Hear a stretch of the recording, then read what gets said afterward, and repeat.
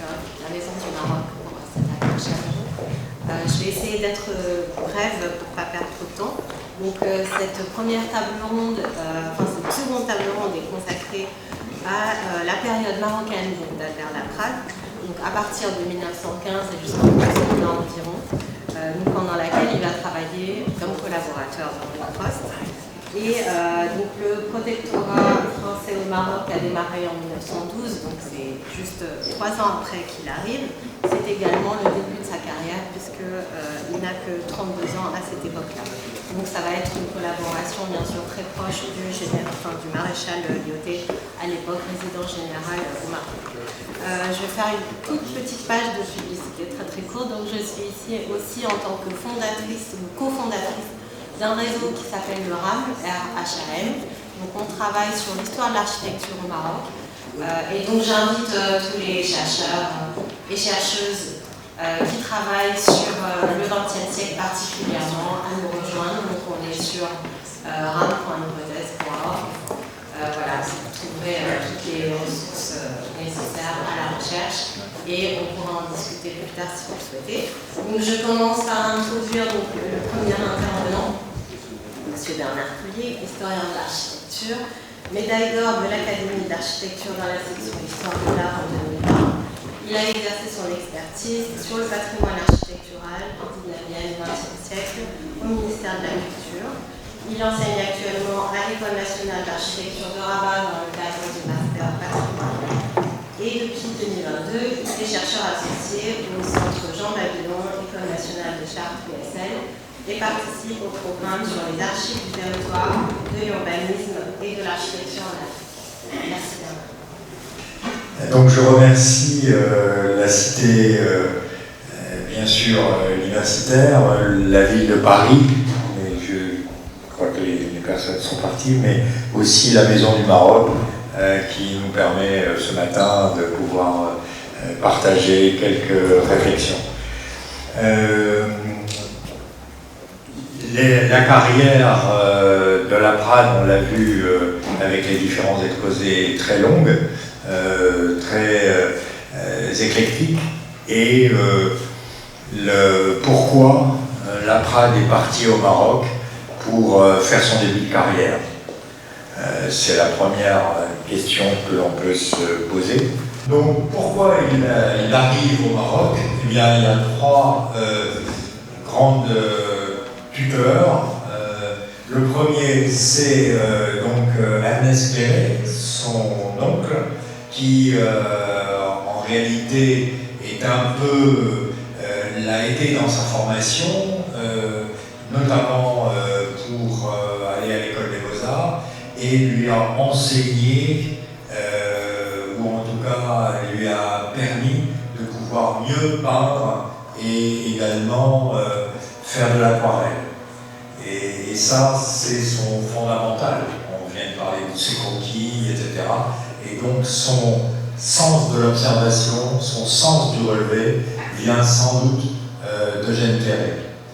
Le deuxième personnage important, un architecte également, c'est son oncle par alliance, qui travaillera dans son agence une fois qu'il aura eu son diplôme des Beaux-Arts entre 1907 et 1914, et il sollicite René Sergent pour pouvoir plus précisément l'aider dans son travail au Maroc. Donc il a besoin vraiment d'un tuteur et il va lui écrire. Quand il fait la résidence, il envoie les plans de la résidence générale du Maroc à René Sergent qui lui dit c'est bien joli ton grand hall à côté du cabinet de Lyautey, mais Lyautey aura besoin également d'autres pièces et tu devrais pouvoir mettre différents éléments supplémentaires dans ce plan, etc. Donc il y a un dialogue avec Sergent. Également, Sergent connaît l'ensemble du Gotha aristocratique, notamment de France, et quand des gens du Gotha s'adressent, étant au Maroc, à Laprade pour faire des projets, il dira celui-là, c'est pas la peine de travailler avec lui, il n'a pas d'argent. L'autre, au contraire, tu peux commencer à travailler, mais tu n'auras pas le temps de travailler parce que c'est une personne qui a beaucoup de difficultés à s'exprimer et attend de revenir à Paris pour pouvoir commencer à travailler avec lui, etc. Donc, il est vraiment, pour chacun des projets, très attentif. Pourquoi attentif? Parce qu'il se sait timide. Ça, il n'y a pas beaucoup d'ouvrages qui l'ont dit.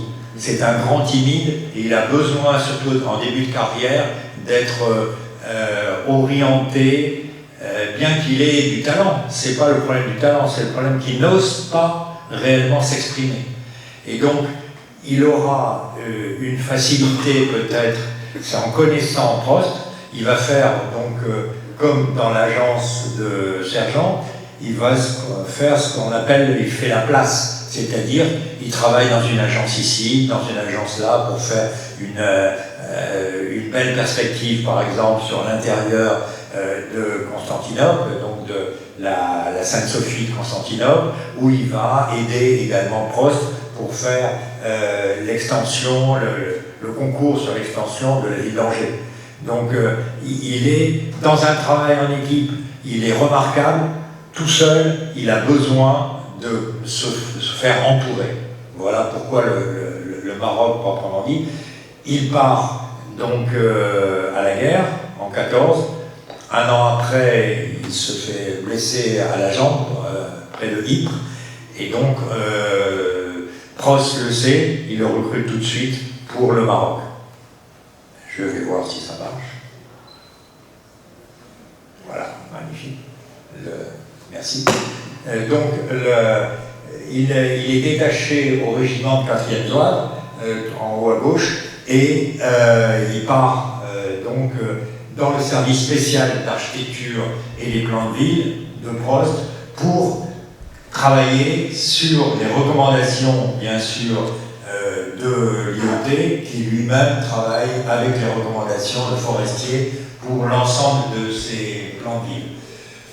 Il est difficile, bien sûr, même en lisant les plans et les lettres de la Prade et les plans de Prost, de savoir qui a fait quoi exactement.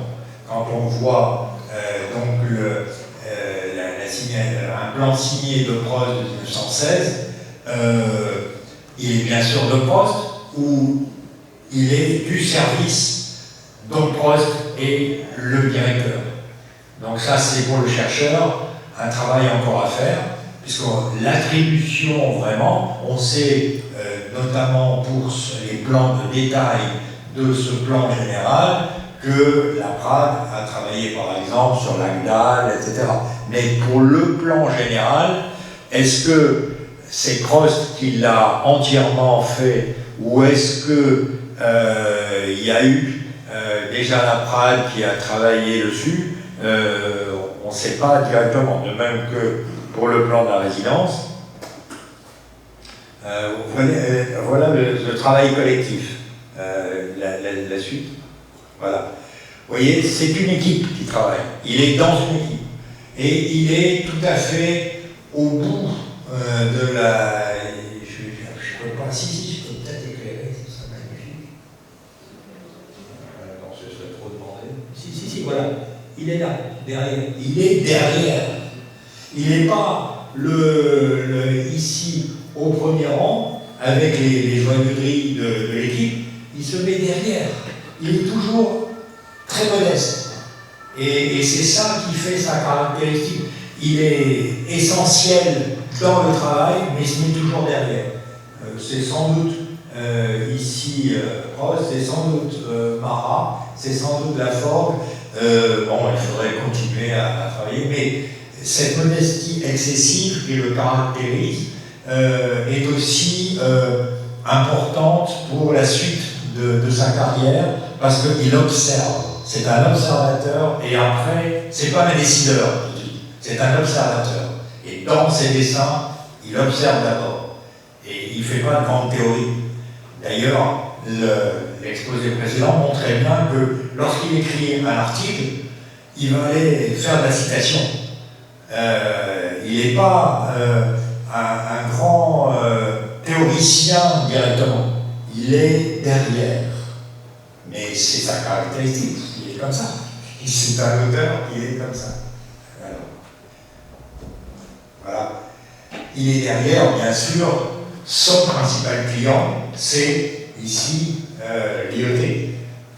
Dans ses lettres, il dit le grand patron. Son patron, c'est Prost, et le grand patron au-dessus, c'est l'IoT. Et il a besoin de patron. C'est un chef total, c'est un constructeur, donc il reconnaît qu'il a besoin de lui, d'une vivacité impatiente, parce que l'IoT va plusieurs fois, et de façon très forte, le tenser, le mettre quasiment à la porte, puisque quand il va partir en 1920, la Prade va partir à Paris, il ne reviendra pas pour l'inauguration de la résidence. L'IoT n'en veut plus.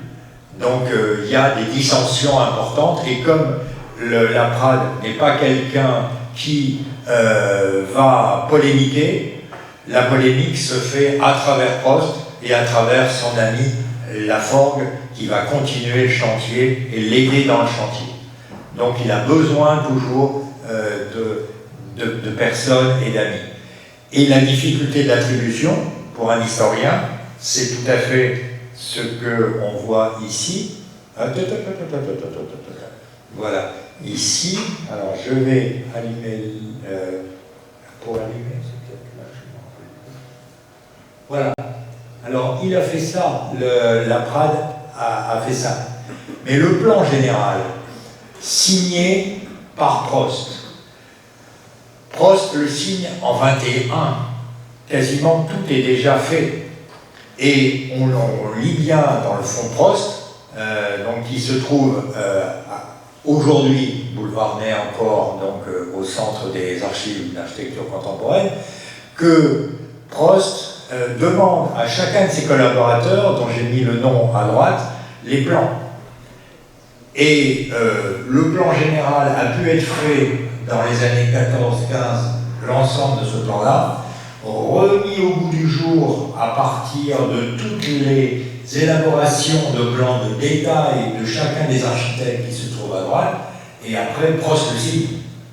Donc il faut bien voir qui a fait quoi, comment et à quelle date, surtout que Prost ne signe pas tous ces éléments, la Prade ne signe pas tout, ne signe pas et ne donne pas de date. Donc c'est très très difficile, et il faut se méfier de la bibliographie qui dit qu'un tel a fait ça à telle date, etc. Oui, mais il faut aller voir et revoir dans les archives, surtout que les archives, on va en parler après, ne sont pas encore totalement répertoriées ni inventoriées dans le détail. Donc il y a encore du travail pour les historiens. Voilà ce qu'il a fait sur la résidence. Donc, sur les plans, point d'interrogation, qu'est-ce qu'il a fait comme plan de ville, la Prade. Le deuxième point, c'est qu'est-ce qu'il a fait réellement sur la résidence. Là, on a la chance d'avoir tous les plans de la résidence, et on a les plans repassés par René Sergent et qui sont revenus ensuite à noter. Donc, on sait bien à droite qu'il est marqué « Déliné à vide la Prade » en bas à droite. Donc on sait bien qu'il a fait le dessin de cela et on ne peut pas le dénier. Seulement, en 1926, dans l'encyclopédie d'architecture, on s'aperçoit que Prost signe et co-signe avec la Prade. Et il le met et Prost et la Prade. C'est pas Prost directeur, par exemple, c'est Prost et la Prade. Donc, Prost se met au même niveau que la Prade dans l'attribution. Alors que là, on est sûr que la Prade a fait 90% de la réalisation du projet, de l'exécution et du contrôle du projet. Voilà un peu la difficulté encore, c'est de savoir qui a fait quoi, comment et à quelle date. Voilà aussi comment il travaille, et ça va être le complément qui va venir dans la mention après moi, c'est qu'il a toujours travaillé d'après le relevé. À gauche, voilà un relevé qu'il a fait à Salé ou à Rabat, dans les années 16-18, d'un chapiteau. Il reprend en le mettant beaucoup plus, en le stylisant, cette colonne et ce chapiteau andalou marocain, et il le reprend au centimètre près. Vous voyez, il met 16 cm pour la colonne, la largeur, et il l'a fait à 18 pour l'exécution ensuite dans le patio de la résidence. Donc il est au détail près, observateur, pointilleux, le sens du détail et le sens de la reprise dans une vue générale. Le sergent dira de lui, tu n'es plus romain, dans le sens beaux-arts. Être romain, c'est bien sûr faire de l'architecture classique, beaux-arts, mais tu deviens marocain, d'un air un peu dédaigneux. Tu aurais dû, pour la résidence générale du Maroc, être romain. Et là, tu fais des chapiteaux, d'où viennent-ils? Voilà ce qu'il dit. Donc, il a des censeurs autour de lui qui le donnent tout de suite leur avis. Bien sûr, Laprade ne va jamais reprendre ses avis. Il faut bien sûr lui relire les lettres pour le savoir. Et donc, il fait des variantes à partir d'un dessin qu'il a fait sur place à quelques kilomètres de là. Donc, il est proche du local et il est vraiment ancré dans la terre marocaine. Et quand on disait que pour la Maison du Maroc ici, Laprade était vraiment un Marocain, c'est tout à fait vrai, parce que ce qu'il a tout de suite construit, le plus grand édifice qu'il a construit, il a construit en étant déjà à l'intérieur de lui un Marocain. Et ça, on lui a reproché de ne pas être un Parisien et de ne pas savoir le sens des ordres classiques. Oui, 2 minutes. Donc, à la fin, il va continuer à faire avec ses anciens clients, continuer à faire des projets, bien qu'il soit à Paris, parce qu'il est affairiste, il a le sens de la clientèle. Il veut aussi... voilà toute sa clientèle qu'il fréquente au Maroc. Il les voit au Maroc et il va continuer après à travailler avec eux lorsqu'il reviendra à Paris. Il va notamment faire pour Hersan, le grand ingénieur, qui va être ensuite responsable de la revue Urbanisme, etc.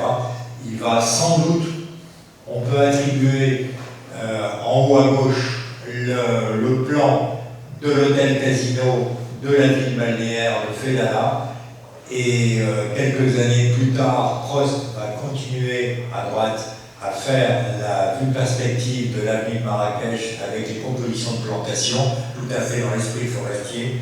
Et ça, c'est une découverte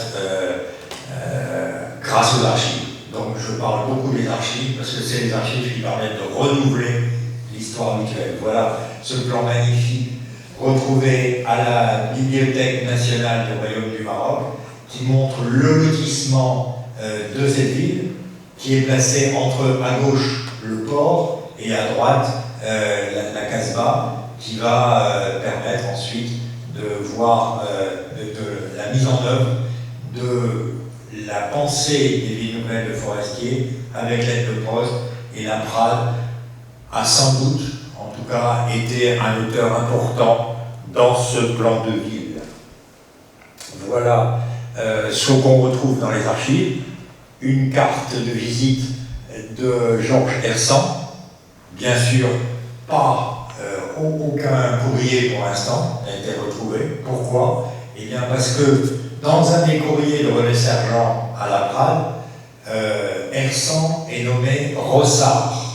Un Rossard, dans le terme d'architecte, c'est des gens qui ne payent pas. Et donc sans doute il y a dû avoir des courriers, mais il est vraisemblable aussi qu'on n'ait pas tous les courriers, et que les courriers de clients malhonnêtes, on a pas envie de les laisser à la postérité, ceux avec lesquels... Donc, méfions-nous aussi des archives, parce qu'ils ne représentent qu'une partie de la réalité lorsque l'historien les a. Mais par contre, on a l'IoT avec Hersant, et ils ont tous les deux un plan derrière. Ce plan-là, qui l'a fait? Sans doute la Prade, ou Prost, ou les deux. En tout cas, voilà donc une photographie dans un album qui se trouve à Roubaix, dans le fond du port de Rosario. Quel est le lien entre Rosario et le Maroc? Eh bien, c'est Hersant qui a donné tout son fonds d'archives aux archives du monde du travail, et son dernier chantier, c'était Rosario. Et donc, c'est comme ça que son album vient là. Et dans l'album aussi, il y a quand même une chose très importante pour Fedala, en bas à droite, c'est que le président, donc le président Gaston Doumergue, lorsqu'il inaugure la résidence générale avec le général Lyoté, donc en avril 22, le lendemain même, il va aller voir Fedala. Et bien sûr, la Prade n'est pas là, parce qu'il a été exclu du cercle du général Lyoté.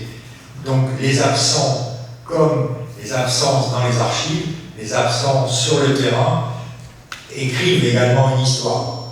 Et également permettent de renouveler une histoire. Voilà une nouvelle ville, en tout cas qu'il faut réétudier, parce qu'elle a certainement la Prade derrière elle. Et enfin, pour la conclusion, voilà. Donc un apport indéniable du Maroc dans la renommée de la Prade, c'est ça qui le lance dans sa carrière, parce qu'il y a fait des plans de ville, des bâtiments, des jardins, on va en parler tout à l'heure, et même si sa paternité directe est difficile à établir, en tout cas la renommée est certaine, c'est grâce au Maroc qu'il se fait une place au soleil. Durant son séjour également, il collectionne en tout cas de bon nombre de clients privés pour lesquels il va continuer à travailler lorsqu'il aura son agence à Paris. Et il a envie d'avoir son agence à Paris, il fait des affaires. C'est un architecte, mais un architecte affairiste. Sa première paye qu'il a reçue donc, de la résidence, pour les travaux qu'il a fait à la résidence, il achète un élevage de moutons, juste avant l'Aïd, et il se fait 150% de bénéfices en l'espace de 2 mois. Donc c'est bien un Marocain. Il connaît bien le système pour faire de l'argent, avec tout le système culturel. Donc ça, je trouve ça un petit détail important, parce qu'il est vraiment totalement et il est affairiste, parce qu'il donne à ses parents, et comme il voit des banquiers venir, etc., il dit ça, il faut que tu achètes tel ou tel type d'action pour le Maroc, parce que ça va augmenter. C'est la spéculation immobilière à cette époque-là, et donc il faut acheter du marocain. Le marocain est important. Et pour lui, en tant qu'architecte, c'est faire des affaires qui est plus important que de faire de l'architecture, quasiment. Il sait très bien faire de l'architecture, mais il sait aussi beaucoup faire des affaires. C'est en cela où, à mon avis, le Maroc lui a beaucoup apporté. Et malgré sa timidité, cette architecture affairiste, donc, n'a qu'une envie, c'est de partir du Maroc, parce qu'au Maroc, il n'est pas payé. Il n'est pas payé à sa juste mesure. Pour faire la résidence générale, il a eu en tout 10 à 15 000 francs. Et le général Lyoté, pour refaire son château démoli, près de Nancy, lui offre 400 000 francs. Donc il dit, voilà, c'est les affaires qu'il me faut, donc il faut que j'ai une agence à Paris pour pouvoir continuer à faire des affaires à 100 000 ou 400 000 francs. C'est pas en étant au Maroc avec quelques dizaines de milliers pas de dollars, mais de francs, que je vais faire des affaires. Donc il décide bien, toujours avec René Sergent, qu'il refuse des places de professeurs d'architecture aux États-Unis. Il refuse aussi de continuer, par exemple, des projets comme un hôtel à Marrakech. Il va laisser ça à Prost ou Marquisio, parce que les affaires à Paris sont plus importantes. Et donc il va repartir à Paris très rapidement, donc il va passer 4 ans seulement. Il aurait pu, comme d'autres de l'équipe à laquelle il participait, continuer à travailler sur le Maroc, mais Paris est bien mieux pour sa carrière d'architecte, sa carrière professionnelle de façon générale. Donc voilà la parenthèse marocaine terminée, qui lui permet en tout cas de pouvoir aller vers les grandes réalisations que Jean-Baptiste nous a montrées au début. Avec un florilège depuis l'architecture industrielle jusqu'à l'architecture privée. Merci beaucoup.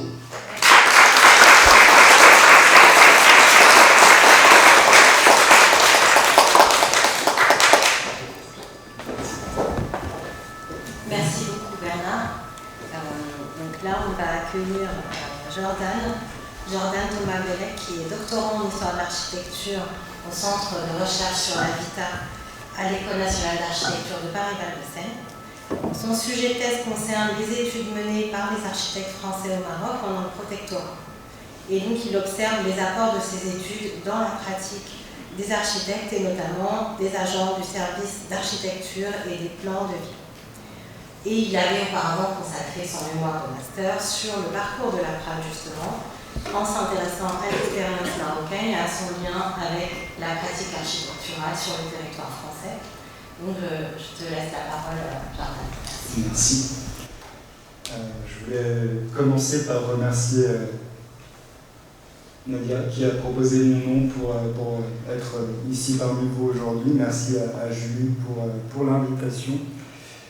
Et mon intervention va être très synthétique. J'ai fait un gros effort pour ne pas dépasser le quart d'heure réglementaire, donc j'espère qu'on pourra peut-être développer un peu certains propos après mon intervention. Donc, dans ces premières années, le protectorat français au Maroc est marqué par le dessein du résident général Hubert Léotet de faire de l'architecture un outil de la mise en application du nouveau modèle de société coloniale qu'il imagine. Sous la direction d'Henri Prost, certains agents du service d'architecture et des plans de ville sont invités à sillonner le territoire marocain et Albert Laprade fait partie de ceux qui entreprendront le voyage dans le cadre de missions d'études plus ou moins formelles, documentées en ce qui concerne Laprade par des carnets riches de croquis, de relevés, qui ont la particularité de s'intéresser aux bâtis ordinaires et qui tentent à s'éloigner de l'optique orientaliste héritée des Beaux-Arts. Ce qui m'intéresse particulièrement, ce qui nourrit mes recherches, ma thèse, je ne suis pas docteur comme Claire Ossège, ma thèse n'est qu'en cours, je ne suis en doctorat que depuis 2 ans. Et donc c'est le fil conducteur que constituent les réseaux d'architectes à cette période, qui permettent d'éclairer la circulation des idées, des modèles qui nourrissent l'architecture française au début du XXe siècle. Et les travaux d'Albert Laprade rendent visible cette circulation. Parce qu'un architecte, ça pratique ses travaux, mais aussi ses références, le cadre politique, social, idéologique dans lequel il s'inscrit. Les débuts de Laprade en architecture sont marqués par l'évolution de la conception même de la discipline architecture, qui commence à intégrer de manière pérenne des idées théorisées depuis plusieurs décennies, notamment en Angleterre, peut-être rapidement cité William Morris et Ebenezer Howard, qui proposent des modèles types qui déterminent un lexique spécifique, zoning, ceinture verte, pour édifier les villes et les maisons voulues idéales, où la salubrité publique et les conditions de travail et de vie de l'ensemble de la population est la pierre angulaire. Sur ce courant, le musée social émerge en France sous la direction de Jules Siegfried, qui reprend pour partie les théories d'Howard, et en découle directement la Société française des urbanistes, SFU en 1911, qui compte parmi ses membres fondateurs, Jules Siegfried encore, Jean-Claude Nicolas Forestier, qu'on retrouvera au Maroc, Ernest Hébrard, prix de Rome en 1904, Léon Jossely, prix de Rome en 1903, Henri Prost, prix de Rome en 1902. Donc un vivier de théoriciens, praticiens qui se connaissent bien, qui participent à construire l'urbanisme sur des bases scientifiques. Il est évidemment intéressant pour Hubert Léotet de faire venir au Maroc des architectes spécialisés dans l'aménagement des villes et qui connaissent les études menées en urbanisme moderne.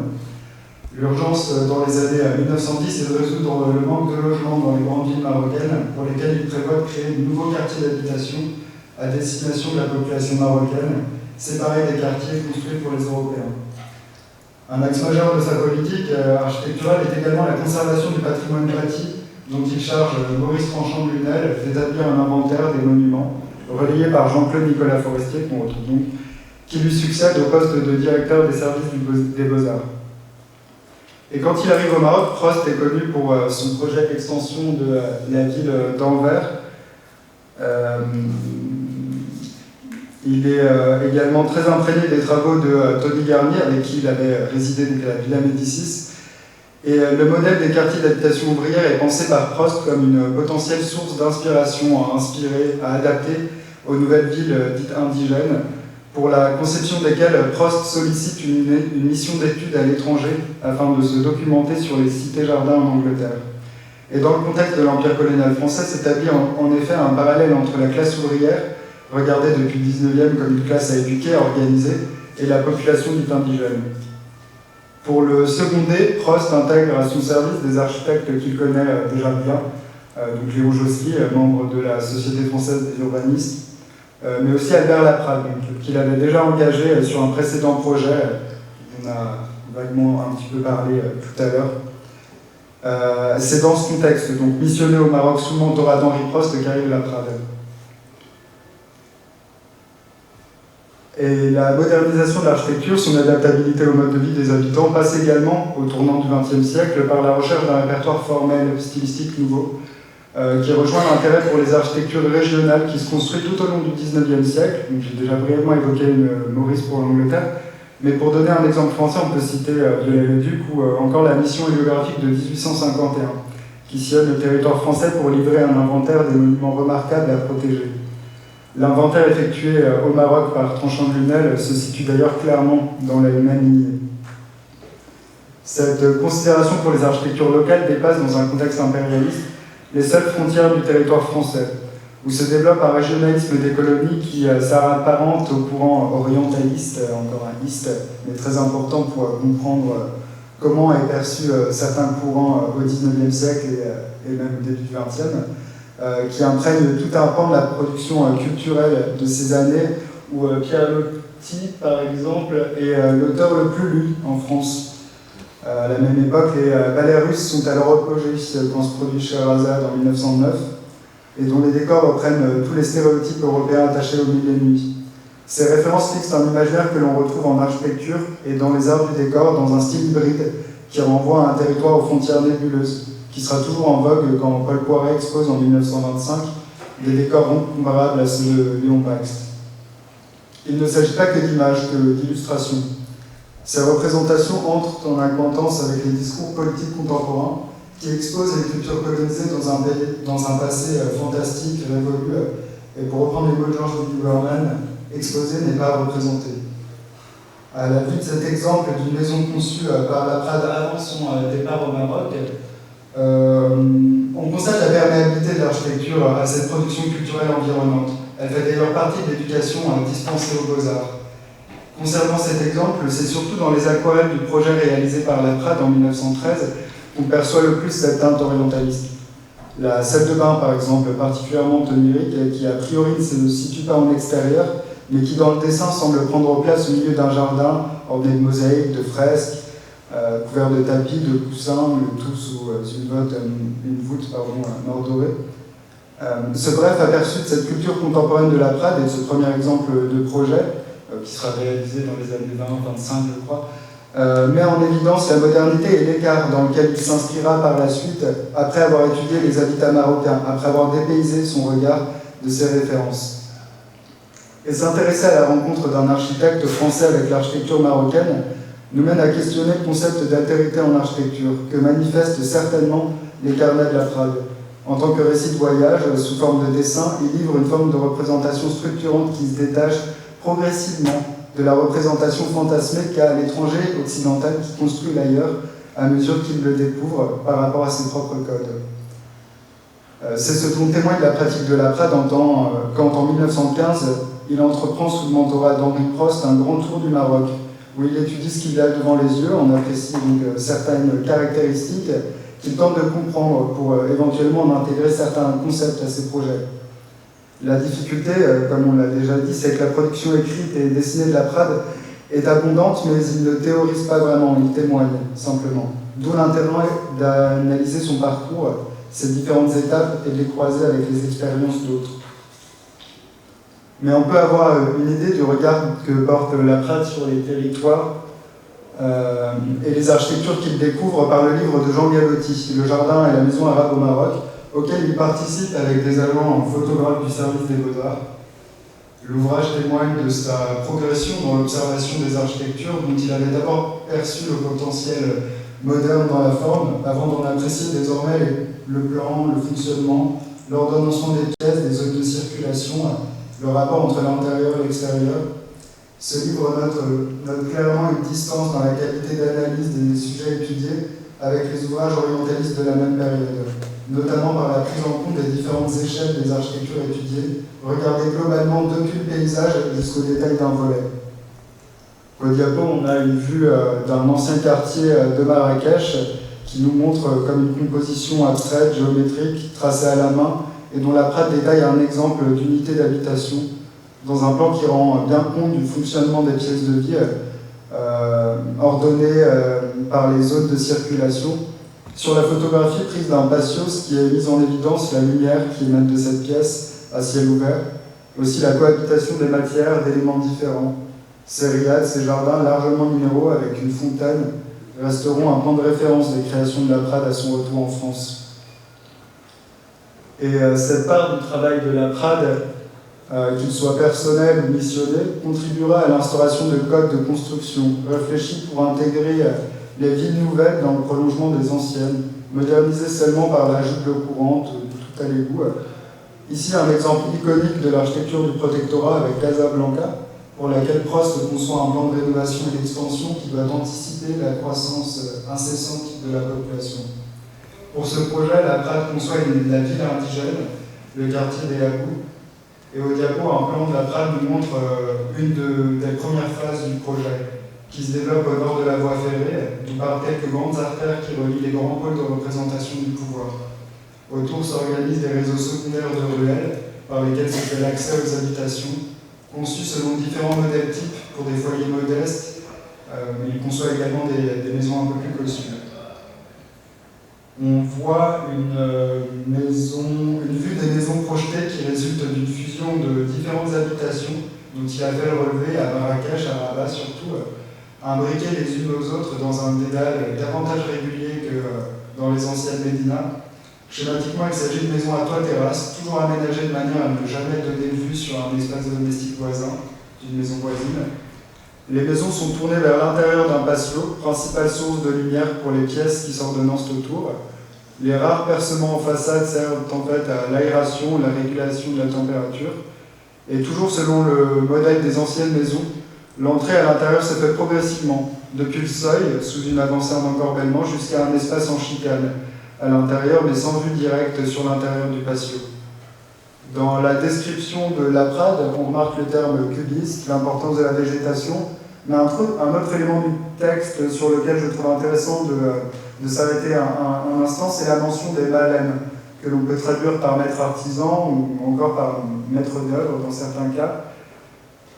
Il est difficile d'estimer précisément leur rôle réel dans les projets du protectorat. La plupart travaillaient sans dessin ni écrit et donc n'ont laissé que peu de traces susceptibles d'être trouvées en archives, d'autant qu'ils sont rarement cités nommément dans les comptes rendus municipaux, mais on peut facilement imaginer que les architectes français ont pu, outre les études personnelles menées sur le terrain, bénéficier d'un apport de connaissances de leur part.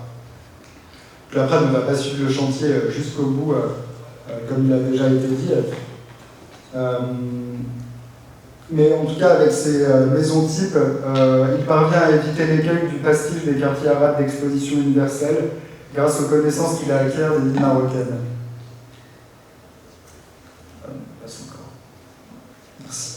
La Prade rencontre également les architectures de l'Atlas marocain, dont s'empare le protectorat qui souhaite rentabiliser cette région par son exploitation touristique, engendrant une mutation du patrimoine local en objets consommables, Et le phénomène influe nécessairement sur la pratique architecturale qui est mise à contribution pour acquérir une population saisonnière. Il est mis à profit le potentiel des architectures séculaires, on lit ici cubistes, modernes, je mets des guillemets à ces termes, pour créer des gîtes d'étape inspirés des Casbah et qui servent de poste de contemplation du paysage et de la culture explosive. Le potentiel rapport entre vernaculaire et modernité est une question qui anime les architectes dont la pratique revêt une certaine dimension expérimentale dans ce contexte, notamment en ce qui concerne l'ancrage d'une construction dans son environnement. Ici, l'exemple d'un de ces gîtes aux lignes droites, voile de béton et purée de des natures, décomposés en volumes cubiques, qui alternent des façades ouvertes, aveugles, et la référence à l'architecture locale se concentre sur la tour, coiffée de merlons dentelés triangulaires, ainsi que sur la vue donnée depuis la loggia sur la Casbah du Califat, avec laquelle une gémellité est mise en scène dans ce cliché. Donc l'image en haut à droite. Une gémellité donc, qui est mise en scène où les deux constructions sont mises en parallèle pour exposer dans le paysage les deux nouveaux pôles identitaires de la région. Merci. Ce gîte de Tinériffe fait partie de la chaîne hôtelière de la même lien, Hôtel à Marrakech, dont la Prade est l'architecte qui réalise les premières esquisses en 1917. Puis encore, il ne va pas suivre le chantier jusqu'au bout. Mais sur les images au diapo, le caractère grandiose du bâtiment se manifeste, et on le voit déjà dans les dessins de la Prade, notamment par sa proximité avec le patrimoine bâti ancien, en l'occurrence le minaret de la mosquée du XIIe siècle qui est voisine, et visible depuis les balcons du premier étage, où l'on observe d'ailleurs de discrètes références à l'architecture locale ancienne. Et la mise en relation des architectures coloniales avec les architectures locales pose la question d'une potentielle influence des unes sur les autres, sans toutefois perdre de vue les déséquilibres inhérents au contexte. Caroline Herbelin propose de considérer l'impact de la colonisation non pas comme une rupture, une frontière entre deux ères, mais une strate qui viendra se superposer à d'autres plus anciennes. Pour conclure et illustrer mon propos, une réalisation qui synthétise l'empreinte académique de la Prade enrichit de sa découverte d'un territoire qu'il a réellement expérimenté. La villa Carmadalen, Magdalena, qui réalise dans le Finistère, qui est commandée par le médecin du Pacha de Marrakech, qui les réalise avec Léon Bazin. Une villa vite qualifiée d'art déco, puis de paquebot, surtout après ces transformations des années 50, 70, 80, mais qui a plus à voir, je crois, en tout cas à ses origines, avec les architectures rencontrées au Maroc. La circulation, le rapport entre les espaces privés, publics, intérieurs, extérieurs, la conception du jardin aussi, de la cour, de la terrasse, comme lieu de vie ou comme extension d'une pièce de vie, le rapport aussi de la maison avec le paysage qu'elle perçoit, l'environnement dans lequel elle s'insère. Ce sont là, je crois, outre les lignes esthétiques, les éléments caractéristiques du travail de la Prade, tout comme d'ailleurs des architectures auxquelles il s'intéresse au Maroc. Et on perçoit clairement un avant et un après Maroc dans sa carrière. Ce qui est particulièrement intéressant avec Albert Laprade, c'est l'exemple qu'il donne à voir de la manière dont des architectes se saisissent d'études menées sur le territoire et font circuler par des publications, des articles de revue, leur correspondance privée également, de nouveaux modèles. Mis en parallèle avec d'autres praticiens, Laprade nous montre comment, sur le long terme, l'étude et la compréhension d'autres modes de construire, d'habiter, ont pu être un vecteur de renouveau dans l'architecture française au XXe siècle.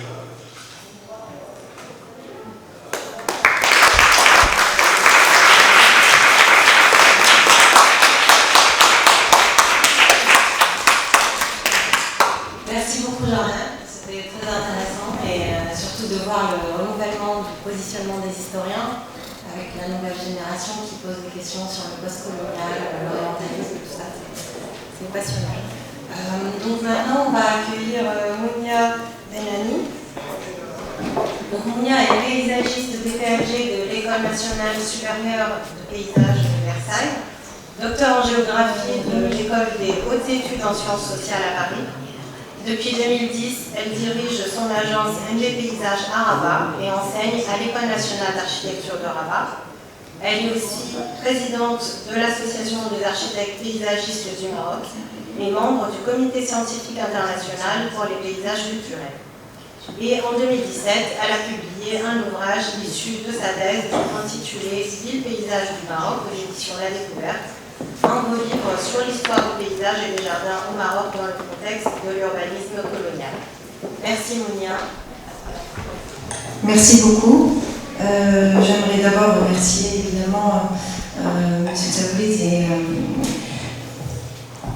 donc la Maison du Maroc de m'avoir invité pour parler de mon pays. Donc moi je suis paysagiste et j'exerce au Maroc, à Rabat, et j'ai fait cette thèse à l'école des hautes études en sciences sociales,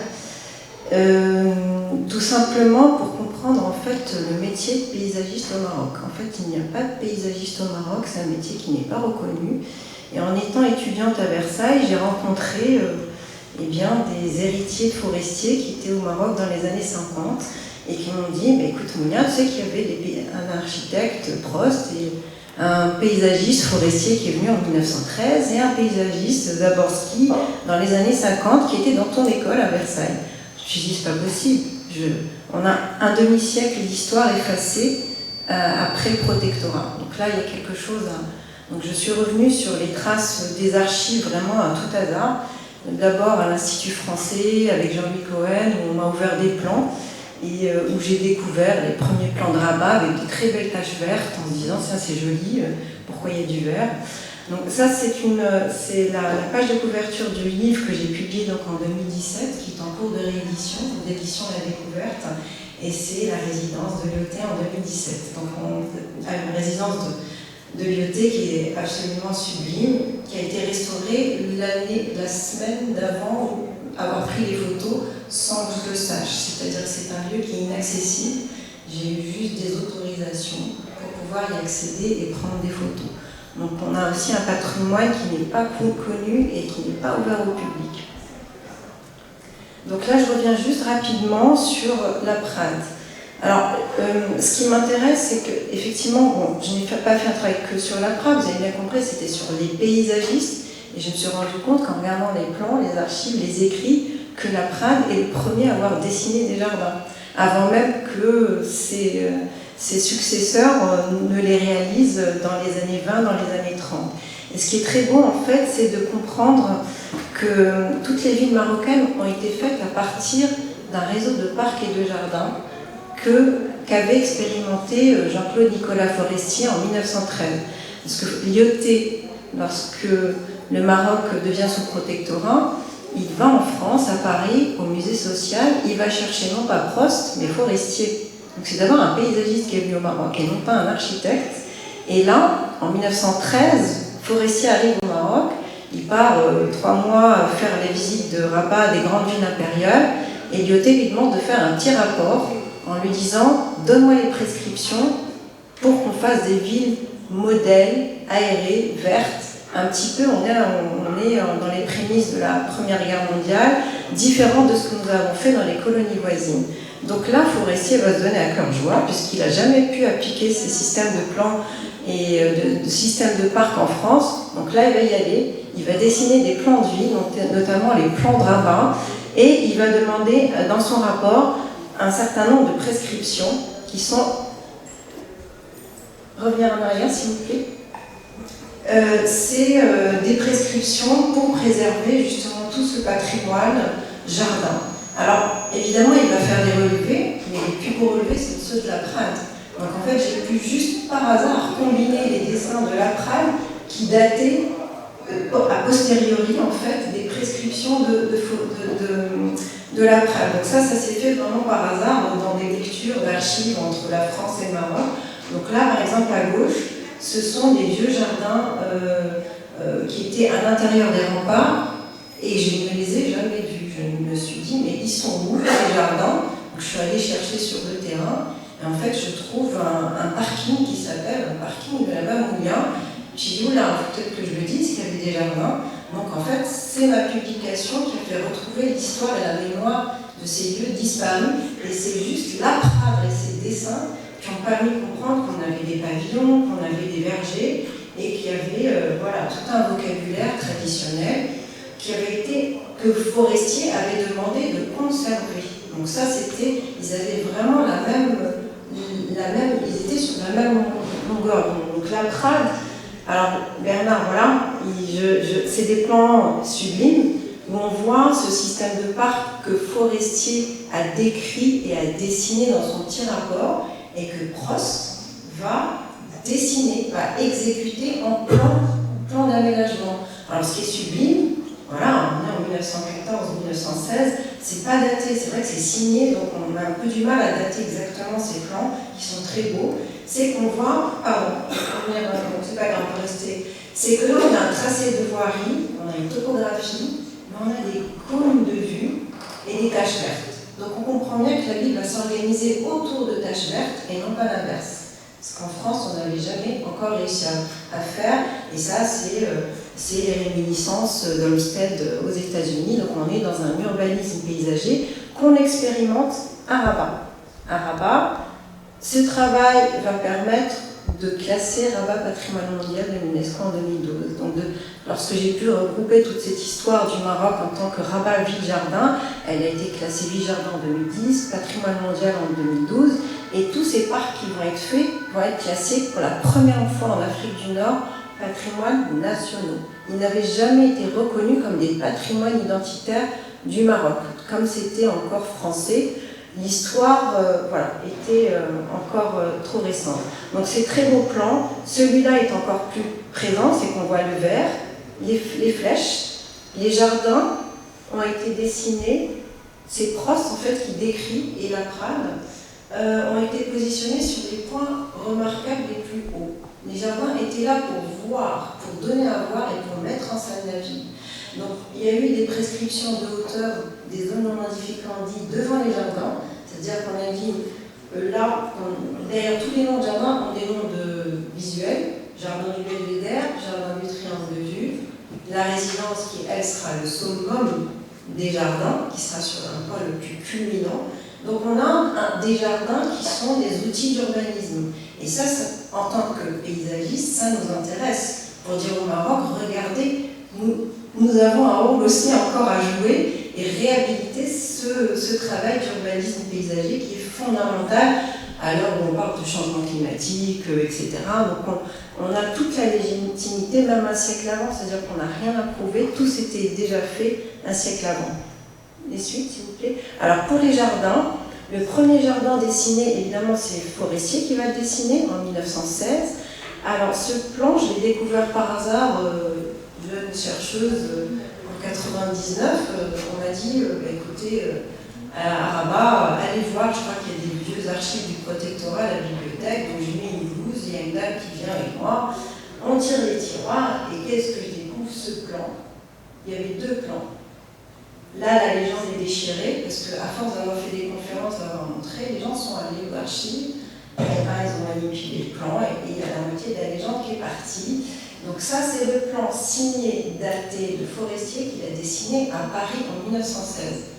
Je vous ai dit qu'il est resté que quelques mois en 1913. Donc il a dessiné de Paris et il a envoyé les plans. Je dis, mais qui a réalisé du coup ce jardin s'il n'était pas au Maroc? Bernard m'a retrouvé une petite lettre entre... où la Prade dit écoutez, mon ami c'était en 1916, il s'était en mai, je ne sais qui repartait en Espagne, et monsieur Forestier aussi fait partie du voyage. Ça veut dire que Forestier est revenu au Maroc certainement en 1916, soit pour faire un revue avec la Prade du jardin qu'il devait dessiner, mais ça c'est la première fois qu'on légitime le jardin d'essai comme une œuvre de Forestier. Et c'est vrai que cette archive est à Rabat, alors que les autres plans sont à l'Académie d'architecture. Donc on a un peu des archives décousues qui sont très séparées. Je vais continuer. Donc ça c'est juste pour vous montrer les détails en fait. Là on est Parc Marie-Louisa qu'il avait dessiné juste dans la même période à Séville. Donc on a vraiment cette écriture du jardin du climat des orangers, à l'Andalouse, avec les pergolas, les systèmes de fontainerie. Donc il est dans une écriture locale. Si on est en Espagne, c'est l'écriture andalouse. Si on est au Maroc, c'est l'écriture marocaine. Mais il va s'inspirer de ses voyages. Donc il y a vraiment cette lecture du matériau, du terrain, du dessin qui va être propre à chaque ville où il va dessiner ses jardins. On avance. Alors, ce qui est intéressant, c'est que le jardin du jardin d'essai se divise en deux parties. Et j'ai retrouvé ce plan. Alors j'ai cherché à aller avoir pour le publier, sauf qu'il n'existe plus, on l'a pu retrouver dans les archives. Il est dessiné, signé par Laprade aux Archives nationales. Et on voit, on a des descriptifs écrits qui dit qu'il a dessiné la continuité du jardin d'essai, le complément de ce qu'avait dessiné Forestier en 1919. Donc on voit bien qu'il est postérieur à Forestier. Et ce qui est intéressant, c'est qu'en fait, il en a fait le suivi des travaux. Donc là, vous voyez à droite le jardin de Forestier, et ça, cette continuité-là, c'est ce que va dessiner Laprade.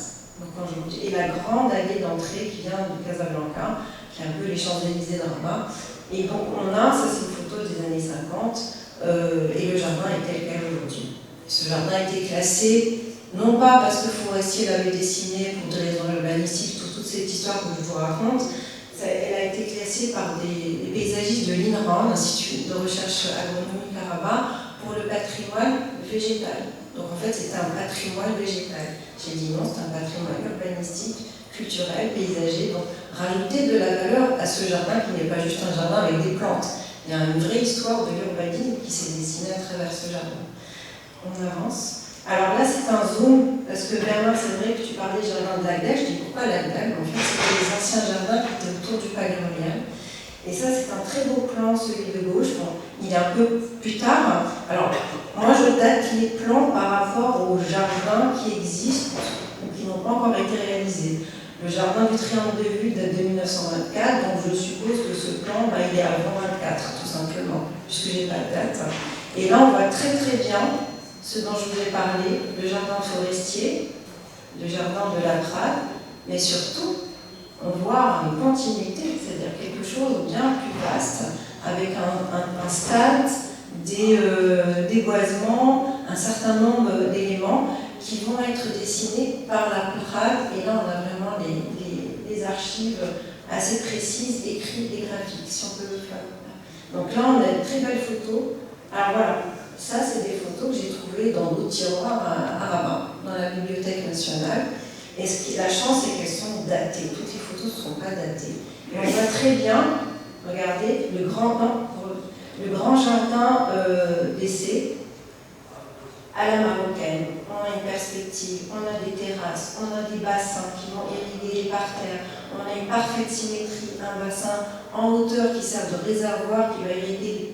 C'est vraiment le jardin traditionnel à Rabat-Mandalou avec l'irrigation par gravité, le système des fontaneries. Par contre, c'est un jardin à la française avec des grandes perspectives. On a une dénivelé sur 15 mètres, on a l'océan. Donc là, on a la grandeur du dessin très classique à la française. Et juste au-dessus, on voit une allée et un autre jardin avec un pavillon qui sera le pavillon France-Maroc et le fameux jardin du Belvédère que va dessiner Laprade en 1917, qui était la première foire d'exposition de Rabat. Donc les foires d'exposition servaient un peu de geste de guerre, comme disait Lyoté, pour montrer au monde en fait que le Maroc, il y a une puissance. Voilà, on a une activité, on a un artisanat, donc c'était les premières fois. Et ce qui est intéressant dans cette photo que j'aime beaucoup, c'est qu'on voit les petites maisons qui commencent à s'installer autour de ces jardins. Donc ça, c'était quelque chose d'innovant en termes d'urbanisme. Et ces jardins vont être construits à l'extérieur de la ville, c'est-à-dire la ville va se développer à l'extérieur des remparts.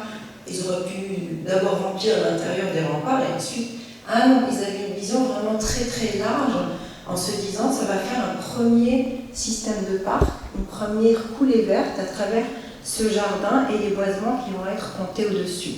Donc là, Laprade, ce plan, pareil, que je trouve par hasard aux archives à la bibliothèque de Rabat, je me dis, tiens, c'est quoi cette foire? Parce que évidemment, je n'étais pas censée savoir que c'était le jardin du Belvédère, mais c'est en regardant que j'ai découvert que ce petit morceau était le jardin du Belvédère, dont j'ai retrouvé le nom par hasard dans les archives, parce qu'il n'avait pas de nom au Maroc. Donc c'était un jardin un peu moche avec 2 fontaines et 4 palmiers, donc personne ne s'y intéressait. Donc ce plan-là, couplé avec les dessins retrouvés de Laprade, Là, on voit la Prade, en fait, qui a dessiné entièrement tous les détails. Alors, de la foire, je parle. Donc, les parterres, l'implantation des différents pavillons, les pergolas, les kiosques, aussi le stade sportif, avec le pavillon de l'agriculture qui vont être les gradins, en fait, du futur stade que va faire Prost. Alors, ces bâtiments-là, moi, je rêve qu'ils soient protégés, réhabilités, mais comme ils sont enfermés dans des murs, personne ne les voit. On ne sait même pas qu'en fait, on a une super structure qui date des années de 1917. Et ça, ouais. Alors, le jardin du Belvédère, le voici pendant la foire. On voit les pavillons. La prochaine, s'il vous plaît. Et on voit les pavillons dessinés par la Prade, la très belle fontaine, qu'on retrouve d'ailleurs après dans d'autres jardins, si on avance. Et le jardin, une fois la foire terminée, on a ces souvenirs. Ça, c'est une carte postale que j'ai aussi retrouvée vraiment dans les hasards de recherche, que je devine 1917, puisque la foire elle a duré que quelques temps, donc c'était en 1917, les tout petits palmiers. Et aujourd'hui, ça n'a pas changé, sauf que les arbres ont grandi. Donc ça, j'en fais beaucoup la promotion en disant arrêtez de planter des palmiers qui ont 100 ans, ça n'existe pas. Notre patrimoine, il a grandi avec nous comme des êtres humains. Donc c'est aussi une façon. La résidence, je ne vais pas aller plus, mais là, c'est qu'il y a été réalisé. Bernard vous a montré ce plan, où on voit le bassin. En fait, la Prade a dessiné effectivement la résidence, les jardins, etc. Point culminant, comme je vous disais, tous les jardins étaient sur les points les plus hauts de la ville. Alors évidemment, la résidence en particulier, c'était la domination du pouvoir du protectorat. Donc c'était le jardin d'apparat devant la façade principale, classicisme français pur. Là, on n'était pas du tout dans un vocabulaire local marocain. Non, il fallait montrer le pouvoir français. Donc là, on est dans un dessin complètement différent. Regardez cette photo et le plan à gauche qui correspondent. Par contre, le plan forestier de la Prade, photo d'après, s'il vous plaît, on voit bien que le plan qui a été dessiné à l'origine n'est pas celui qui a été réalisé ensuite pour le jardin. La Prade était dans une vision beaucoup plus à la forestier, avec une perspective, des terrasses, on a des niveaux, des murets. Là, on retrouve même son dessin du jardin du Belvédère avec ses plateformes, donc quelque chose de plus marocain. Par la suite, donc là on retrouve ce plan, pareil en fait, ça c'est à l'Académie d'architecture, il est sublime ce plan, topo, mais c'est le plan de ce qui a été réalisé. Qui l'a dessiné on ne sait pas, mais en tout cas, c'est la réalisation exacte du jardin avec le verger à l'arrière dans l'axe des remparts et le grand axe principal du jardin d'apparat devant la résidence, d'où on voyait, s'il vous plaît, je vais remontrer, bon ça on va passer. Donc là on retrouve des photos, on voit très bien le dessin des parterres, les entrées, on va avancer s'il vous plaît. Certains plans n'ont jamais été retrouvés, comme le dessin de la cour d'entrée est de la résidence. Archives nationales encore, donc j'ai 2 plans que je ne retrouve pas, malheureusement pour les publier. Ouais. Ils sont encore là. Ils sont encore là, tu les as vus quand même. Mais pas du tout la même cote. Écoutez, là, à moi, c'est des recherches qui datent de 2002-2003. Donc les cotations ont changé, ils ont été transférés entre l'Institut du franc. Enfin bon, il y a eu beaucoup de changements, s'il vous plaît, et les suites. Les dessins de Prost, à noter, on se demande ils sont pas paysagistes, il y a des noms de plantes qui sont d'un détail, les lauriers roses, les troènes, les hibiscus. Moi, j'étais un peu assez impressionnée par le détail et la réalisation. La réalité, c'est vraiment ce qui a été dessiné. Donc, c'est assez. Alors, ça, c'est des photos, vous allez voir, qui viennent de partout, du Maroc, de l'Académie. Donc, c'est vraiment une combinaison d'éléments. Voilà, je vous montre juste des travaux. Ça, c'est le jardin du verger de la partie sud, qui est beaucoup plus marocaine. Le bassin, on avance, s'il vous plaît. On continue. Je vais juste vous faire défiler quelques photos. Le bassin sud, 1925. On avance. Et là, moi, j'aime beaucoup cette photo. En fait, parce que on a inventé la modernité du zélige dans les années 20. On est dans l'art déco de l'époque. Moi, j'ai jamais vu de motif de zélige de cette manière. C'est les premiers que j'ai vus, c'est à la résidence. Évidemment, les bougainvilliers, bon, c'est un peu basique, pas du tout, parce qu'en fait, on est dans la blancheur pure et que les façades, l'architecture étaient considérées comme un support de végétation. C'est la végétation qui faisait la décoration et non pas l'inverse. Donc ça, c'était aussi intéressant. Le patio, je reviendrai, continuer, allez-y. Voilà, quelques détails du jardin très marocain de la Prade, parce que le patio et le verger au sud ont été réalisés selon ces dessins, très à la marocaine, pas du tout à la française comme le jardin d'apparat qui était devant. On continue, et c'est évidemment son successeur, Zaborski, qui était dans la même école que moi, mais un siècle avant, en gros, que j'ai connu juste parce que j'ai trouvé un plan avec sa signature et j'ai demandé à mes profs, vous connaissez un paysagiste, ils m'ont dit ben oui, Moulin, va dans les archives de ton école, et j'ai trouvé. On continue. Alors Zaborski, c'est lui qui va prendre la relève, que Lyoté va appeler en 1921, et il va diriger le service des promenades des plantations, comme en France. C'est exactement le même modèle, jusque après l'indépendance. Donc ça, c'est intéressant. Et là, on retrouve le parfait jardin à la française, dessiné, avec tous les détails. Évidemment, ce plan a été retrouvé à Rabat, pareil, avec la signature de Zaborski, qui va me permettre d'identifier l'auteur de tous les plans en fait, qui vont se faire. On avance, donc voilà le jardin. Je vais arrêter. Voilà, je vous fais défiler parce qu'ils sont sublimes. On avance. Aujourd'hui, il n'y a plus la parade d'antan, mais la forme est encore là, les végétaux sont un peu passés dans tous les sens. On n'a plus la structure végétale. Il y a un travail de fond qui doit être fait. Malheureusement, voilà, la restauration s'est faite un peu. Voilà. Bon, on avance. Le jardin, c'est en 2017. Donc on voit encore la structure des terrasses. Il n'y a plus les plantations taillées, mais on est exactement ce que ça a été dessiné. On avance. Voilà, les éliges qui ont été restaurées. Les motifs des éliges en feuilles d'or. J'ai jamais vu ça. Je dis waouh! Et les motifs des éliges floraux. On est dans l'art déco là. On est en train de créer un outil complètement. Moi, j'ai découvert sur place. Enfin, je me dis, ouais, c'est super beau. Donc voilà, il y a une écriture qu'on va retrouver dans le jardin aussi. Je reviens sur Casac, que vous connaissez tous. On continue, s'il vous plaît, rapidement, pour terminer. Bon, ça, c'est le plan que vous avez vu juste avant. Le jardin c'est son œuvre majeure sur 30 hectares au cœur de Casablanca. Alors, ce plan. Alors, il n'est pas assigné à Albert Laprade, mais c'est lui qui l'a dessiné. Donc là, encore une fois, on va retrouver une autre signature par la suite. Avancez, s'il vous plaît. Voilà, ce plan, en fait, je l'ai découvert quand j'ai fait ma conférence David, à l'Académie d'architecture avec Jean-Louis Cohen. On m'a dit, Madame Benani, venez voir Place des Vosges, on a un plan pour vous, signé Albert Laprade. J'ai dit, oui, je prends. C'est pour ça qu'il n'est pas en bonne qualité, parce que je l'ai pris avec mon iPhone, enfin, j'étais pas venue pour voir des archives, et là c'est sublime, parce qu'en fait c'était le projet de foire de 1921, exactement comme la foire de 17 à Rabat, et on voit tous les détails de ce plan, s'il vous plaît, on avance. Et là on a vraiment le dessin du jardin dans tous ces petits détails, le grand parterre central, encadré par ces mailles d'arbres qui sont les ficus, les palmiers, la grande avenue, on voit même les nombres d'arbres, les quadruples alignements, on voit le dessin des fontaines. Et je regarde ça parce que je me dis que ça a été réalisé. S'il vous plaît, on passe. C'est exactement ce qui a été fait. Là, vous voyez une photo donc, de Flandrin, on va dire, un peu moins de 10 ans après le dessin. Donc on a les arbres qui ont grandi, on voit ce grand axe. En fait, c'est un dessin de ville.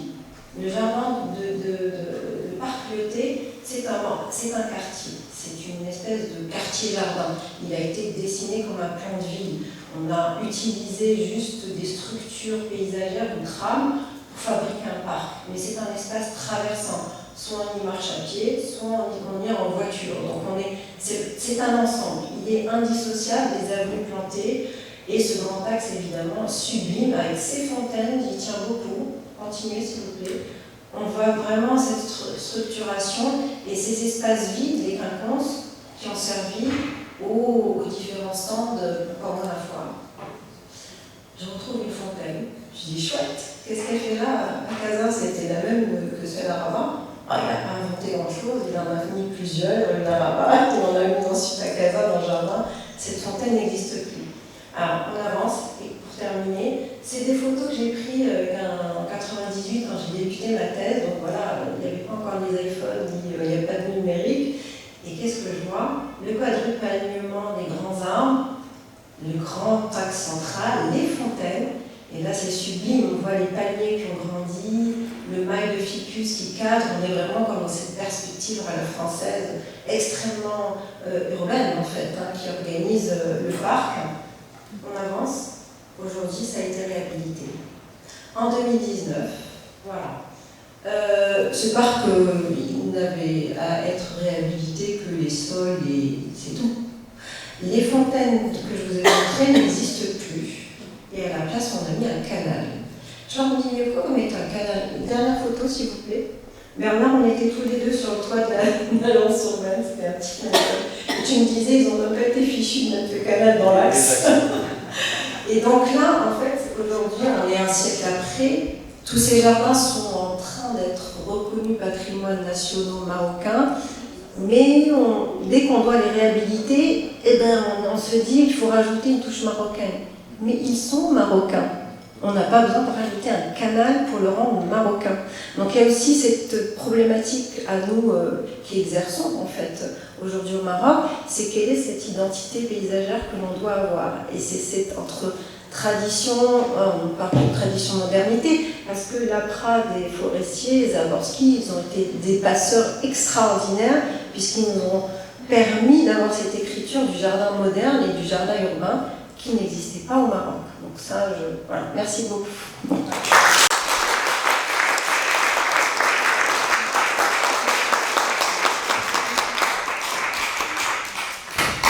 Merci beaucoup, Monia. Donc, après le regard post-colonial, on a eu le regard environnemental, on a redécouvert les jardins de Rabat et de Casa. Merci beaucoup. On va accueillir maintenant Marcos Carvalho-Canto, donc chargé d'études documentaires, qui a une formation d'architecte, qui travaille dans le classement des fonds d'archives et dont le fonds La Prade justement. Il travaille aussi dans la gestion des restaurations, la mise en valeur des collections. Il a participé à des actions pour la défense de la Maison du Peuple de Clichy et pour la reconnaissance de la valeur patrimoniale de la cité jardin de la Butte Rouge, entre autres. Donc, Marcos, à toi. Merci beaucoup.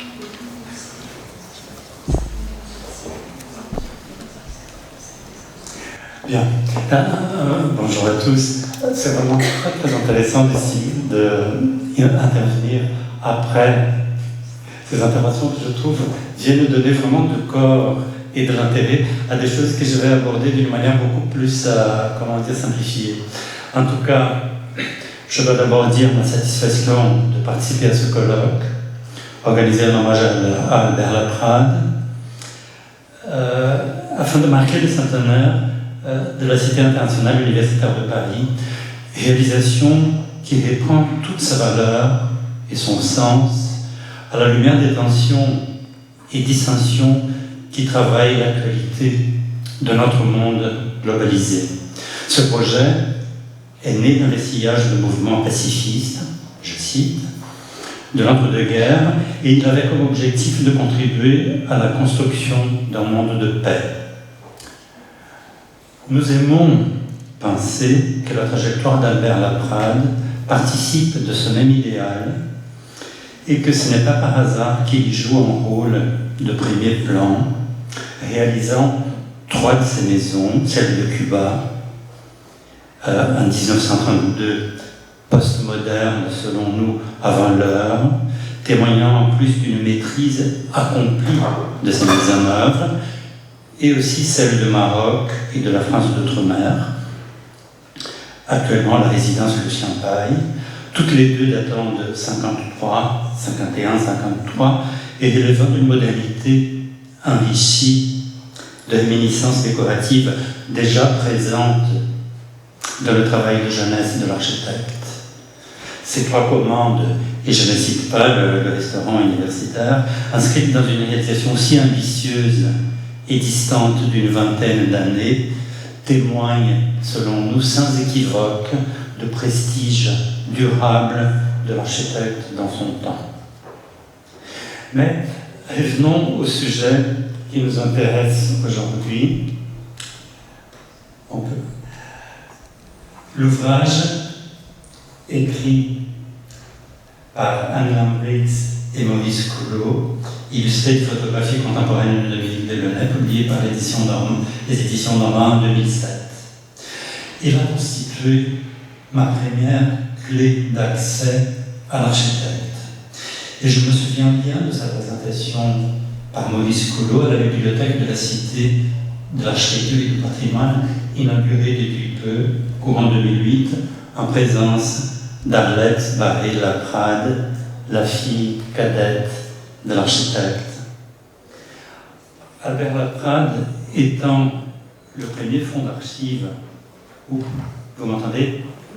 Étant le premier fonds d'archives de nos collections, avec l'équipe du Centre d'archives, nous avons à cette occasion manifesté notre fierté de faire partie de l'institution créée au tout début des années 80, avec l'ambition de contribuer au renouvellement de regard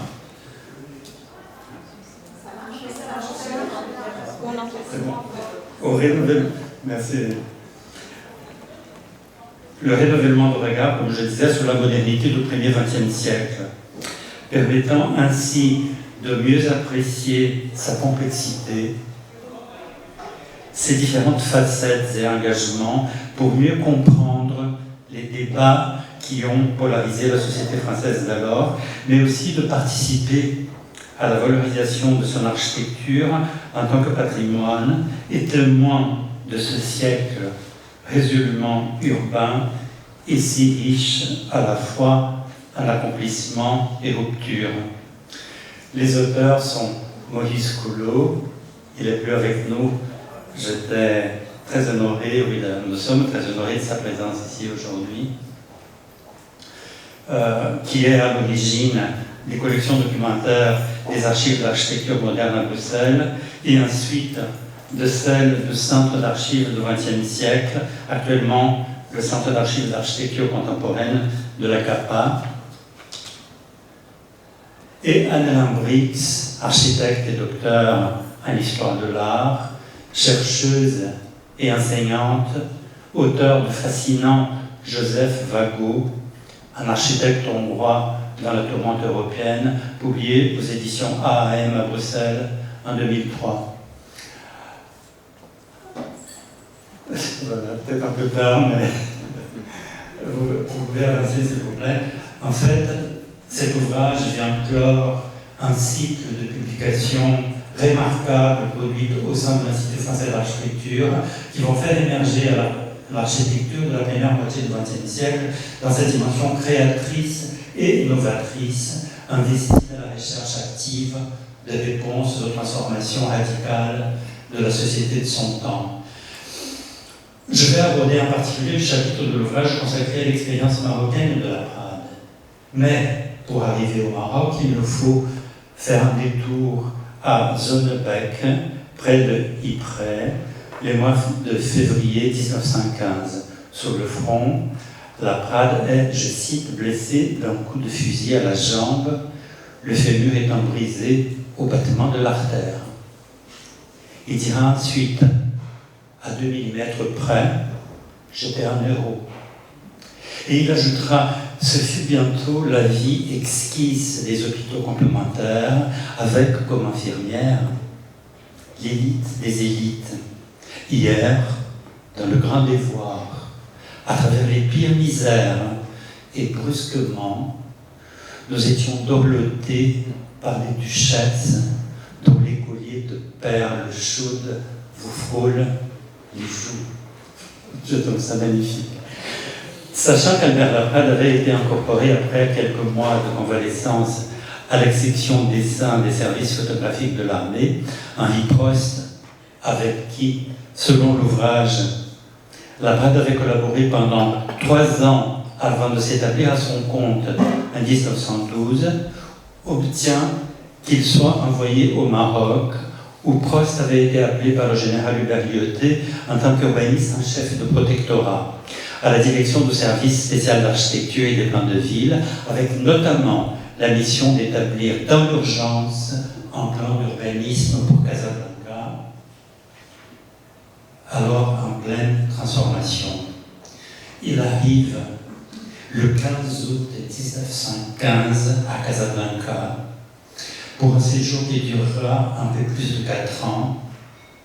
Il a 31 ans.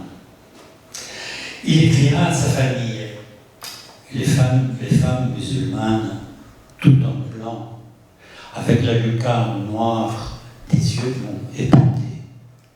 Et puis, à côté de cette vision pure, très pure de l'Orient, la ville moderne, ville champignon, invraisemblable, battant tous les décors de croissance des villes américaines. Quelque chose qui sera colossal et qui pousse plus vite que les plans. Un beau champ d'action pour les hommes d'affaires et les architectes.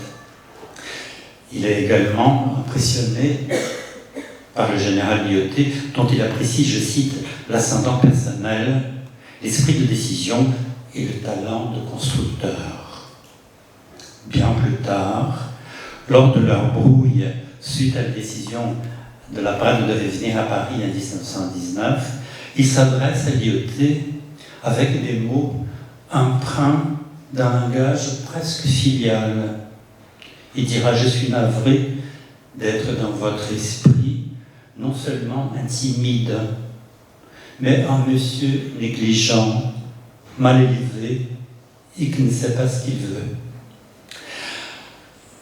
À partir de la fin 1916, il abandonne Casablanca et les projets en cours pour suivre Henri Prost à Rabat et se consacrer au projet de la résidence générale. Durant des semaines, voire des mois entiers, il loge, comme Prost et Joseph Marrast, un autre jeune collaborateur de la Prade de Prost, à l'hôtel de la Tour Hassan, que la Prade décrit dans sa correspondance comme étant le plus chic du Maroc, fréquenté de surcroît par un milieu tout à fait distingué, composé d'officiers, hauts fonctionnaires, spéculateurs, comtesses, marquises. Les auteurs précisent par ailleurs qu'accompagnant Henri Prost dans tous ses déplacements, il se constituera alors un carnet d'adresses comprenant l'essentiel de sa clientèle après son retour à Paris. L'expérience engrangée au Maroc pendant ces 4 années sera tout à fait exceptionnelle. Acquise au contact d'Hubert Lyautey, d'Henri Prost, de Claude Nicolas Forestier et des autres jeunes collaborateurs réunis par Prost dans le service spécial d'architecture et des plans de ville, et enrichis par les conseils judicieux et suivis de l'architecte René Sergent, son oncle par alliance et architecte classique de grande renommée, elle sera largement mise à profit tout au long de sa carrière. Outre le projet de la résidence de Rabat, le jardin des essais botaniques à Rabat, avec toutes les nuances que Monia a bien pu nous apporter,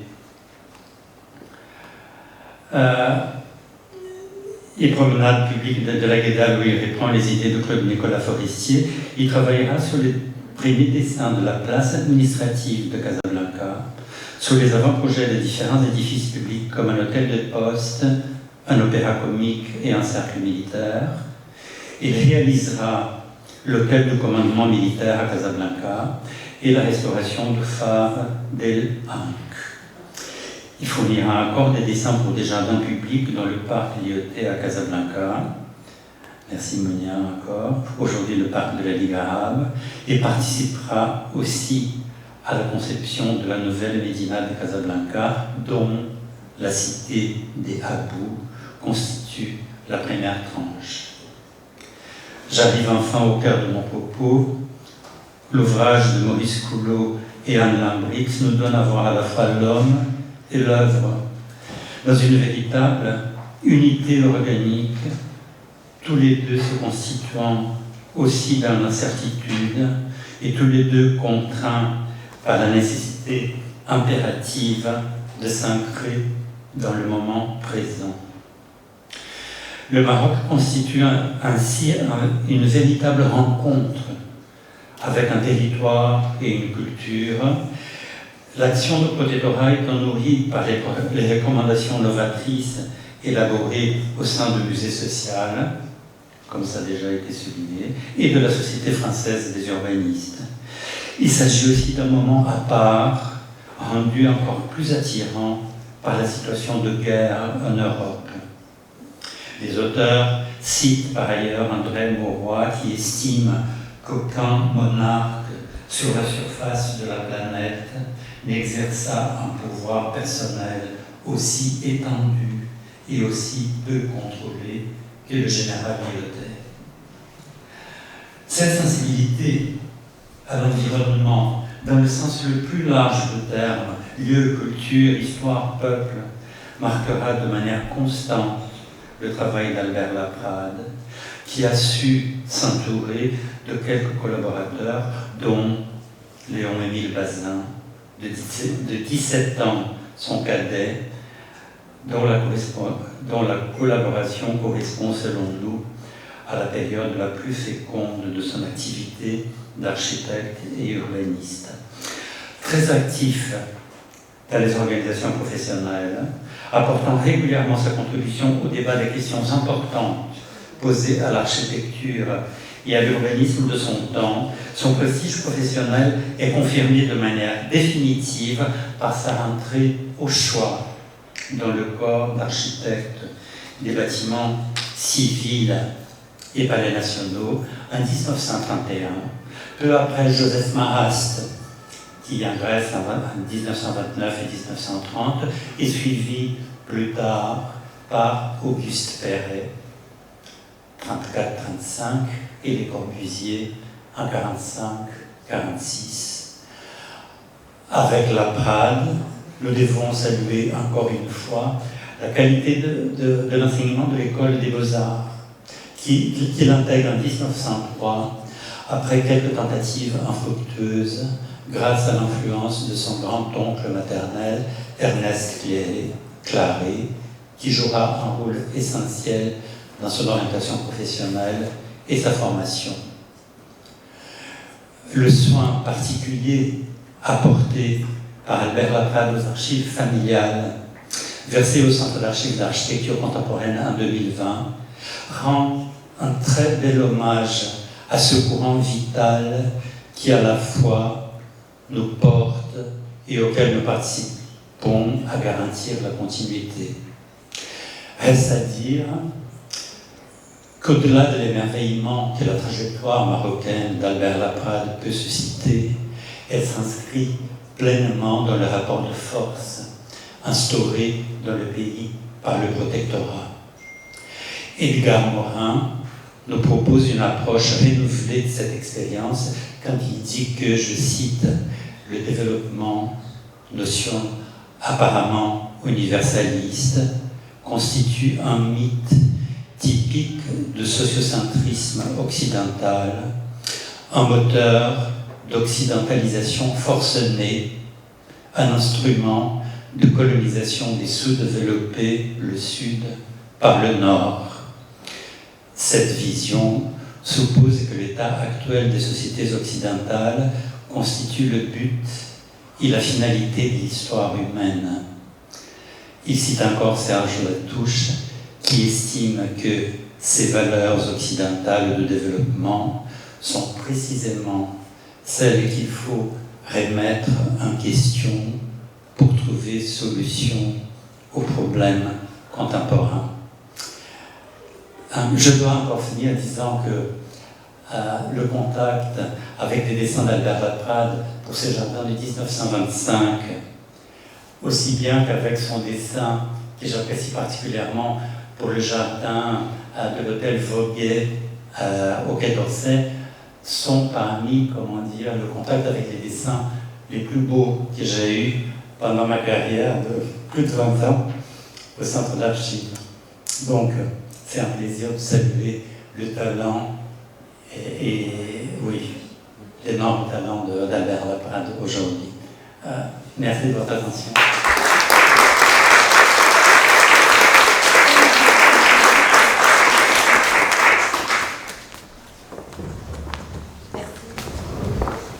Merci beaucoup Marcos pour cette recontextualisation, un petit peu romanesque, mais assez intéressante. Est-ce qu'on a le temps pour quelques questions ou pas du tout? Très bien. Est-ce qu'il y a une question dans le public rapide?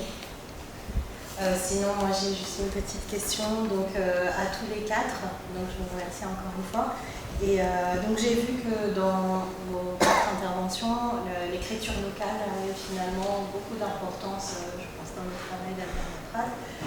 Donc est-ce que vous pouvez nous en dire juste un ou deux mots plus, peut-être Mia, tu avais quelque chose à ajouter? C'était autre chose, je te laisse même autre chose, il n'y a pas de souci. Non, dans le local, non, moi c'est juste... Il faut la voir. Non, j'étais juste un peu touchée d'être là, parce que mon père a fait l'école des Beaux-Arts, il est artiste peintre, et il était à la Maison du Maroc en 1957-56, donc ça me touche d'avoir été ici. Alors concernant Laprade, de local, alors, moi je n'ai pas étudié tout son travail d'archive, donc tout ce que je sais c'est qu'on n'est pas dans le tabula, on n'est pas du tout dans le tabula rasa, on n'est pas du tout dans le jardin romantique ou à la française, peut-être qu'on était en Tunisie, en Algérie. On est vraiment dans le jardin moderne qu'ils ont inventé. C'est-à-dire qu'ils ont inventé un style qui leur est propre. Évidemment, Forestier a été initiateur de cette tendance, enfin, son écriture du jardin du climat des orangers qui vont se nourrir. Mais je pense que ça a été surtout la mixité des outils. On est dans les grands tracés très épurés, avec des bordures en béton à la française, les grandes perspectives, tout est détaillé, les arbres en buis taillés. Ça, c'est pas marocain, c'est français dans les jardins. Les arbres alignés, ça n'existait pas, les arbres, il n'y avait pas d'arbres alignés, il n'y avait pas d'alignement, on n'avait pas d'avenue plantée. Donc on a un nouveau vocabulaire quand même qui s'introduit. Par contre, évidemment, le savoir-faire local, la fontainerie, l'usage de l'eau, les systèmes hydrauliques traditionnels, là on est dans un vocabulaire. Par contre, il va dessiner des fontaines que j'ai jamais vues, c'est-à-dire qu'on est dans des fontaines art déco contemporaines, hautes sur pied, des vasques dont les motifs d'ornement, moi j'en avais jamais vu. Donc on est vraiment, il invente en fait un style marocain moderne des années 20 qui va être une écriture identitaire marocaine mais propre à cette période. C'est vraiment un courant novateur qui sont les prémices de l'art déco qu'on va voir après en 1925. Je crois qu'un élément important dans les jardins, en tout cas, c'est la perspective. La perspective, c'est vraiment l'anti-marocain. Le marocain, c'est d'abord fermé. Fermé sur une cour, fermé sur un patio, un riad fermé, etc. Et là, aussi bien dans toutes les échelles, on va ouvrir des perspectives. L'échelle de la ville, une grande perspective sur Rabat, depuis quasiment, donc, qui part des Oudaïa, qui passe par la Médina et qui va faire la ville européenne jusqu'à longer la fermeture du parc du Sultan. Et donc ça, c'est les perspectives. Et le magnifique plan que Mia nous a montré, que je vous ai montré, etc., c'est-à-dire, c'était la ville comme prétexte aux perspectives. Aussi, à l'inverse.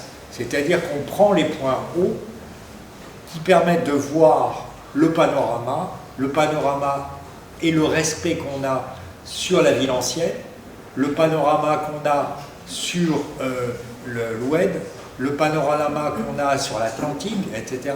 Mais de là, on va faire des jardins et multiplier la perspective de la perspective. Et celui qui a la plus grande perspective, c'est bien sûr l'IET. il a une perspective à 360 degrés, le seul. Le sultan, lui, il est enfermé dans son patio, donc c'est pas du tout le Marocain. La perspective à 360 degrés, c'est lui, le militaire, qui a la force de voir l'ensemble. Le Chella d'un côté, et la ville européenne, la Médina, les Oudayas et la mer. Et donc c'est cette perspective, à mon avis, qui est la force, et aussi, aujourd'hui, la difficulté de passer de cette histoire, de la perspective, au patrimoine. Toutes les difficultés aujourd'hui qu'il y a à Rabat, par exemple, mais aussi à Casablanca, c'est qu'on ne voit plus, les Marocains ne voient plus la perspective. Et donc on casse les perspectives, on essaye de les mettre en plusieurs plans. Et donc, la perspective, par exemple, qu'on a magnifiquement vue, qui était la perspective donc, du parc dit de la Ligue arabe, eh bien, aujourd'hui, on invente une marocanisation artificielle, totalement artificielle, pour ne plus voir la perspective. Parce que la perspective n'est pas dans le gène marocain, malgré tout. Et donc cette perspective-là, aujourd'hui, on peut dire, elle est rejetée des étudiants marocains que j'ai à l'École nationale d'architecture. Quand la perspective, c'est simplement aujourd'hui l'ordinateur qui vous la donne. C'est-à-dire, je prends une photo et j'en fais une perspective, en appuyant sur le bouton. Mais la perspective dans la tête de l'étudiant en architecture au Maroc n'existe pas. Oui, je voulais juste rajouter un mot. Effectivement, Bernard, ça me permet de comprendre, moi, pourquoi c'est lié à ce qu'on rajoute dans les jardins. C'est vrai que cette notion de vue est primordiale et qu'aujourd'hui, on ne reconnaît pas ces jardins comme des patrimoines marocains. Moi, quand je fais mes conférences, j'ai plein d'étudiants qui me disent « Madame, pourquoi vous ne nous parlez que des jardins français ?» Je dis pas, c'est des jardins, c'est marocains. Pourquoi vous disiez « Bah si, c'était fait par des Français, c'est pas fait par les Marocains. » Mais non. Regardez Zaborski, il a vécu 30 ans au Maroc. Il a réalisé, et les autres, ça fait partie de notre histoire. On avait bien des Romains, voilà, c'est une succession des strates de l'histoire et des civilisations qui succèdent. On n'est pas encore passé à cette appropriation d'un patrimoine. Je parle pour les jardins. Les bâtiments, on a fait ce geste, parce qu'il y a des architectes, mais pour les jardins, on est en train de construire cette identité. Oui, d'où l'importance de vision renouvelée, justement. C'est un petit peu le travail que fait Jordan, de regarder ce patrimoine d'une autre manière et de redécouvrir justement les archives et redécouvrir cette histoire à travers un regard qui montre justement les représentations actuelles, comment justement ces jeunes Marocains, jeunes architectes regardent ce patrimoine. Bon, je pense qu'on va s'arrêter là. Je vous remercie tous les quatre pour ces interventions très très intéressantes.